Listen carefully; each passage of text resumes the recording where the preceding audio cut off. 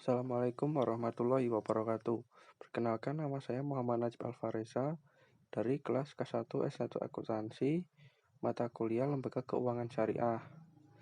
Di sini saya akan mempresentasikan mengenai mekanisme asuransi syariah.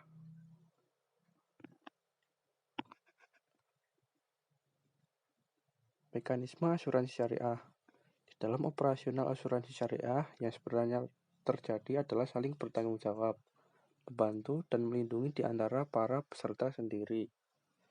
Perusahaan asuransi diberi kepercayaan atau amanah oleh para peserta untuk mengelola premi, mengembangkan dengan jalan yang halal, memberikan santunan kepada yang mengalami musibah sesuai isi fakta perjanjian tersebut. Adapun proses yang dilalui seputar mekanisme kerja asuransi syariah dapat diuraikan adalah underwriting. Underwriting adalah proses penafsiran jangka hidup seorang calon peserta yang dikaitkan dengan besarnya risiko yang untuk menentukan besarnya premi. Underwriting asuransi syariah bertujuan memberikan skema pembagian risiko yang proporsional dan adil di antara para peserta yang secara relatif homogen.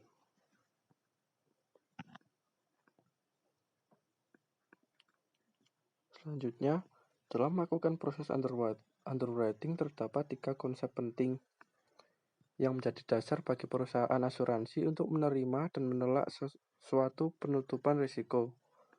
Yang pertama, kemungkinan menderita kerugian. Kondisi ini diramalkan berdasarkan apa yang terjadi pada masa lalu. Yang kedua, tingkat risiko, yaitu ketidakpastian akan kerugian pada masa yang akan datang.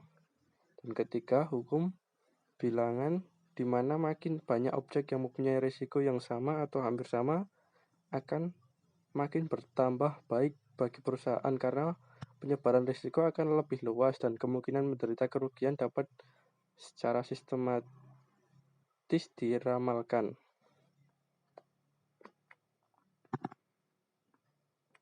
Selanjutnya, peran underwriting. Pada asuransi syariah, underwriting berperan yang pertama, mempertimbangkan risiko yang diajukan. Proses seleksi yang dilakukan oleh underwriting dipengaruhi oleh faktor usia, kondisi fisik atau kesehatan, jenis pekerjaan, moral, dan kebiasaan, besarnya nilai pertanggungan, dan jenis kelamin. Yang kedua, memutuskan menerima atau tidak risiko-risiko tersebut. Yang ketiga, menentukan syarat, ketentuan, dan lingkup ganti rugi, termasuk memastikan peserta membayar premi sesuai dengan tingkat risiko, menetapkan besarnya jumlah pertanggungan, lamanya waktu asuransi, dan plan sesuai dengan tingkat risiko peserta. Yang keempat, mengenakan biaya upah atau ijarah atau fee pada dana kontribusi peserta. Yang kelima, mengamankan profit margin dan menjaga agar perusahaan asuransi tidak rugi. Yang keenam, menjaga kestabilan dana yang terhimpun agar perusahaan dapat berkembang.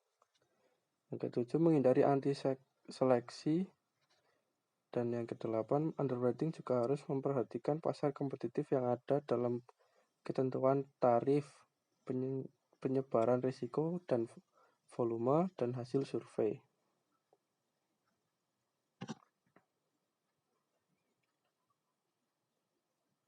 Pembayaran asuransi syariah apabila peserta tertimpa musibah selama masa kontrak atau habis masa kontrak atau mengundurkan diri, maka peserta yang bersangkutan akan mendapatkan pembayaran klaim yang diberikan oleh perusahaan asuransi.